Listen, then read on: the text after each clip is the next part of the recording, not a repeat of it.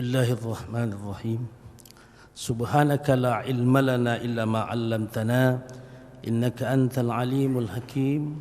Subhanaka la fahma lana illa ma fahamtana. Assalamualaikum warahmatullahi wabarakatuh.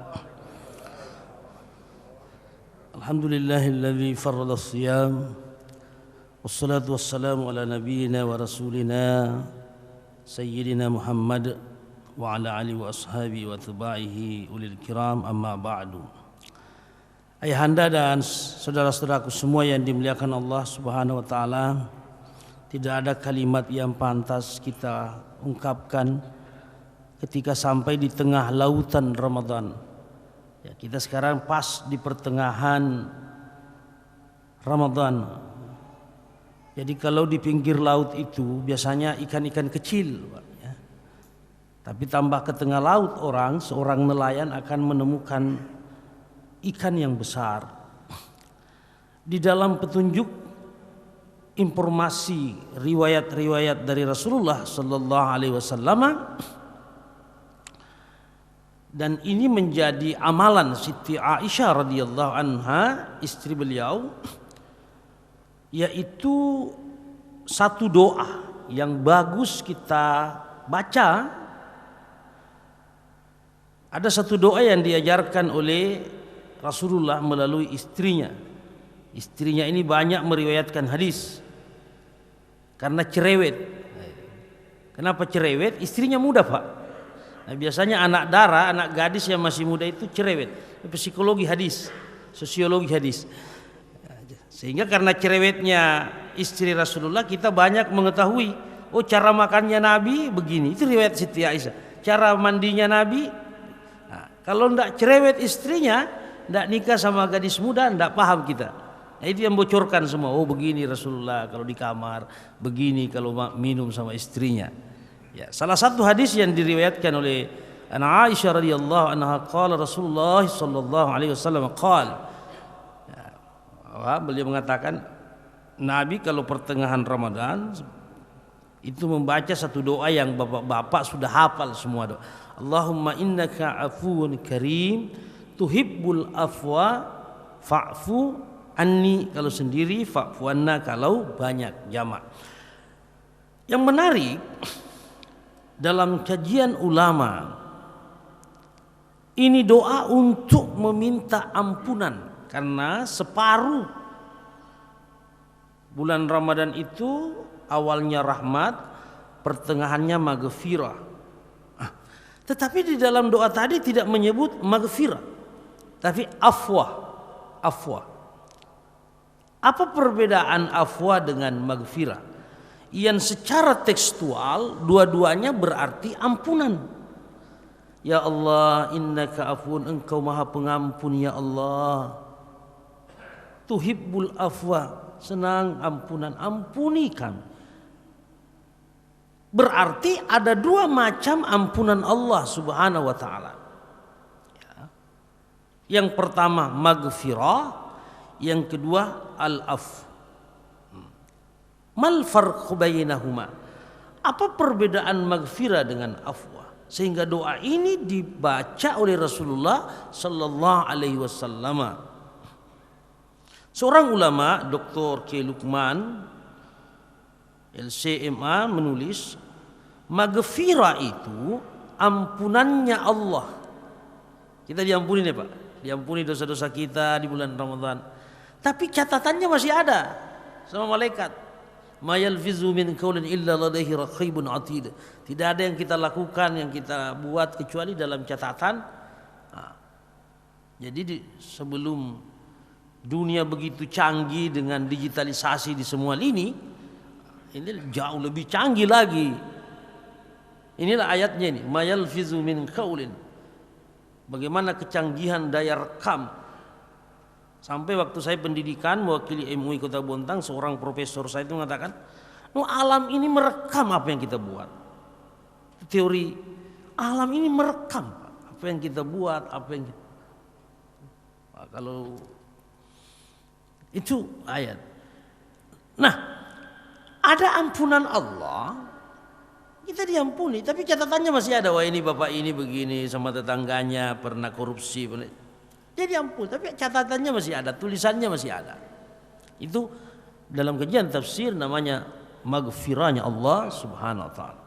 Ada ampunan yang dahsyat sekali, Pak, yang luar biasa.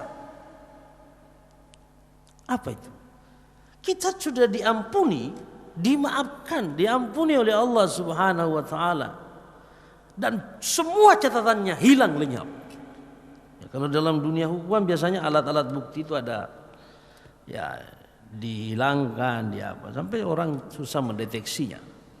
Ternyata saking inna rahmatallahi lawasi, saking luasnya rahmat Allah Subhanahu wa taala, termasuk ampunan Allah ini ada al-afwa, ampunan Allah kepada kita. Dengan puasa kita diampuni Allah, dengan bertobat menyesal kita diampuni Allah Subhanahu wa taala, dan al-afwa dihapus semuanya, dihapus oleh Allah Subhanahu. Tidak ada lagi bekas catatannya. Al-afwa. Nah, itulah dua jenis yang ditulis oleh seorang doktor dari Al-Azhar Kairo tentang makna maghfirah dengan al-afwa, sehingga Rasulullah sallallahu alaihi wasallam banyak membaca doa ini di pertengahan bulan suci Ramadan. Oleh orang Bugis, ini sosiologi, kebetulan S2 saya sosiologi, humaniora. Pendekatan budaya, kearifan lokal. Orang Bugis itu, Pak, kalau pertengahan tanggal 15 Ramadan, itu nanti malam itu kunut, siapkan kue apem, Pak. Karena kue apem dalam bahasa Bugis, dalam dialektika Bugis, apang. Wah, jadi ketika Pak Imam mengangkat tangan, Allahumma innaka afuwun karim tuhibbul afwa, orang Bugis dikira apang. Bikinlah kue apang. Jadi di kampung-kampung di Sulawesi Selatan itu masih ada, Pak, kampung-kampung. Saya penelitian dan saya tanya orang-orang itu, kenapa bikin kue apam?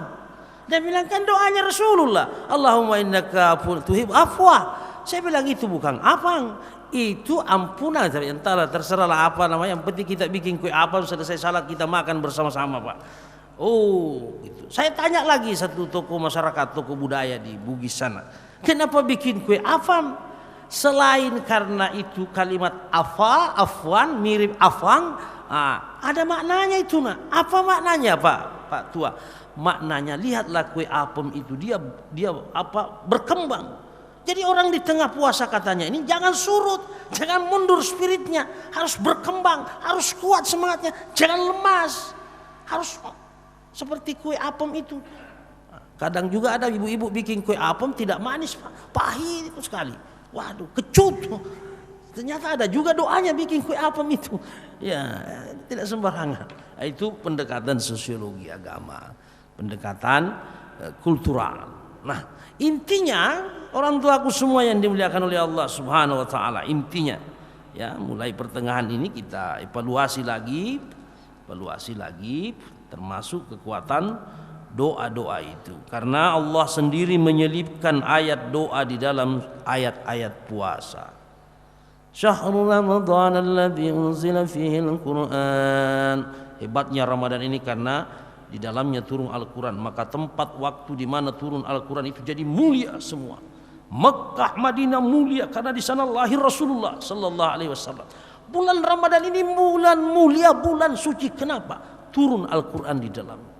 Tiba-tiba setelah ayat itu muncul ayat yang mengherankan kita dalam sisi kajian Al-Quran.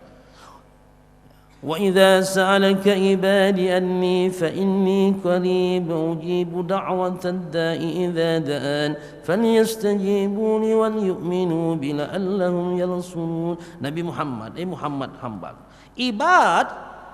Wa idza, kalau hambaku, ahli tafsir berkata ibad itu adalah hambanya Allah yang pernah bersalah, pernah berdosa, tapi cepat kembali, cepat tobat, itu ibad. Muhammad kekasihku, kalau hambaku yang suka biasa salah itu, namun dia juga menyesal dengan kesalahan lalu minta ampun, khususnya di bulan suci Ramadan itu, sampaikan sama mereka, wahai Muhammad, apa yang perlu disampaikan. Saya itu sangat dekat. Saya sangat dekat. Sehingga Prof. Quraisy Shihab mengatakan, kenapa ayat doa ada di tengah ayat-ayat puasa 184, 185, 186, 187, Al-Baqarah dan seterusnya itu? Hikmah yang pertama bahwa hamba dengan Allah di bulan suci Ramadan ini sangat dekat sekali. Nah itulah nanti makna Idul Fitri. Idul Fitri itu apa artinya? Kembali ke fitrahnya. Fitrahnya apa? Hamba ya dengan Allah tidak bisa jauh. Selalu merasa dekat. Tanpa diawasi, tanpa dikontrol pun dia takut korupsi, dia takut bermaksiat. Kenapa? Karena merasa kedekatannya dengan Allah Subhanahu wa taala. Kalau begitu, kalau sudah dekat, rugi dong. Rugi kalau kita tidak minta. Dekat dengan wali kota ya mintalah. Dekat dengan pejabat mintalah untuk kemaslahatan orang. Apalagi nanti dekat lebaran yang paling banyak minta itu ibu-ibu. 5 proposalnya Pak. Dia bilang sama suaminya, mas, Daeng, proposal pertama ganti gorden, proposal kedua ganti baju, 3 lah bajunya diganti ibu-ibu ini. Proposal ketiga ganti kursi, proposal keempat ganti cat rumah kita. Dia bilang suaminya, kasih cukup 5 mama, sekaligus kau ku ganti, banyak sekali proposalmu. Orang yang sudah dekat itu suka meminta, suka berdoa, suka meminta, suka berdoa. Artinya apa ya Anda? Bulan Ramadan ini banyak meminta, banyak berdoa. Khususnya antara azan dan iqamat. Itu doa diterima oleh Allah Subhanahu wa taala. Antara azan dan iqamat. Mau buka puasa banyak meminta sama Allah, banyak berdoa. Wabil asharihum yastaghfirun, pada waktu sahur ya, banyak meminta sama Allah. Dalam kitab Tanwirul Qulub itu ditulis oleh muallifnya, Nabi Muhammad itu lahir min kubaili fajri yaumil isnain, sedikit sekali sebelum masuknya waktu fajar. Maka dalam kitab Tanwirul Qulub dikatakan, siapa yang berdoa meminta kepada Allah Subhanahu wa taala dan doanya itu diucapkan, dipanjatkan pas waktu lahirnya Nabi, maka di situ doanya diterima oleh Allah Subhanahu wa taala. Nah, itulah sebelum kita salat subuh ya, wasubuhi idza tanaffas, berbanyak berdoa meminta. Saya ingin mengakhiri tausiah ini dengan satu kisah yang mungkin kita bisa mengambil iktibar pelajaran di dalam. Ada seorang direktur Pak, perusahaan yang munafik, accident, kecelakaan, dilarikan ke rumah sakit, ruangan ICU, sudah antara sadar dia. Istrinya nangis, anaknya masih kecil-kecil, ya Allah, jangan sampai suamiku meninggalkan saya ya Allah, anak-anakku masih kecil. Dalam kondisi sadar tidak sadar datanglah malaikat kepada sang direktur ini. Nyawamu akan terselamatkan manakala ada 40 orang yang mendoakan kamu dalam kondisi kritis. Dikasih kesempatan 24 jam. Jam 2 malam bangunlah istrinya berdoa, ya Allah selamatkan. Lihat anak-anak kami ya Allah, masih kecil-kecil, masih busuk kasih sayang bapaknya. Dan itu dilihat oleh suaminya dalam alam di bawah sadar dengan izin Allah Subhanahu wa taala. Meletes air mata suami Pak direktur tadi. Oh, betapa tulus ikhlas suamiku mendoakan. Di pangkuannya anaknya terbaring. Tapi baru 3 orang. Anaknya 2 orang, istrinya baru 3. Masih butuh 37 orang. Sudah hampir 24 jam. Hampir habis waktu yang diberikan oleh Allah. Tiba-tiba di sebuah panti asuhan, tempat berkumpulnya anak panti, dia baca koran pimpinan pesantren panti. Direktur ini, ya Allah, ini yang pernah datang di panti kita. Ayo nak kita kumpul, kita doakan. Beliau luar biasa pernah mengunjungi kita di pesantren. 40 anak yatim berdoa. Subhanallah. Kan tidak ada yang terlepas kontrol dari pengamatan Allah dan malaikat. Dilihatlah. Lalu dipajang di depannya orang sakit parah tadi di depan direktur. Ini anak yatim yang kau pernah datangi ini yang mencukupkan angka 40, dan Allah beri kamu umur panjang. Allah kasih pulih kamu wahai direktur. Pertanyaan direktur tadi, ya Allah, saya ini punya banyak bawahan, banyak staf di kantor, di perusahaan. Kok tidak satu pun di antara mereka yang muncul mendoakan saya dalam kondisi kritis ini? Justru yang mendoakan adalah anak-anak yatim. Ikhlas mereka berdoa walaupun cuma satu kali saya kunjungi. Apa artinya itu ayahanda dan sahabat-sahabat? Kadang kita menghadapi orang itu senyum ini kan. Walaupun bawahan kita karena kepentingan lain, tapi tidak pernah mendoakan kita. Sehingga Al-Quran, karena kebetulan saya pimpinan Basnas Kota Bontang, itu ada perintah dalam Al-Quran, ambil zakatnya. Tapi Allah tutup ayat itu dengan wasalli alaih. Wahai mustahik yang menerima zakat, infak, sedekah dari orang-orang kaya, orang-orang mampu, jangan lupa doakan mereka, doakan mereka. Jadi salat itu artinya ad-doa. Dan kata Al-Quran itu sakanun, itu menenangkan, menyejukkan, menyamankan hati orang yang berzakat. Kami di Basnas ada program, mungkin jamaah Al-Falah mau terlibat. Kami ada program saya adopsi dari Basnas Jawa Timur. Apa programnya Pak? Belanja, membelanjahi anak yatim yang akan lebaran, ya donasi 200.000, 100.000 lah.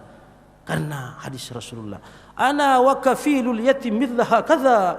Kata Rasulullah, saya dengan yang sayang, yang memperhatikan, yang membelanjahi anak yatim di surga begini Pak. Nabi mengangkat tangannya begini, saking dekatnya kita yang menyintai, membelanjahi anak yatim.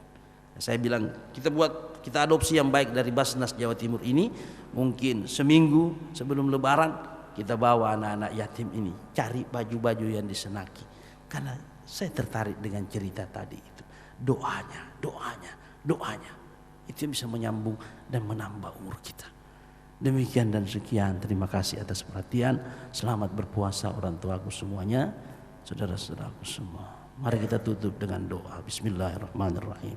Rabbana taqabbal minna innaka antas samiul alim wa tub alaina innaka antat tawwabur rahim.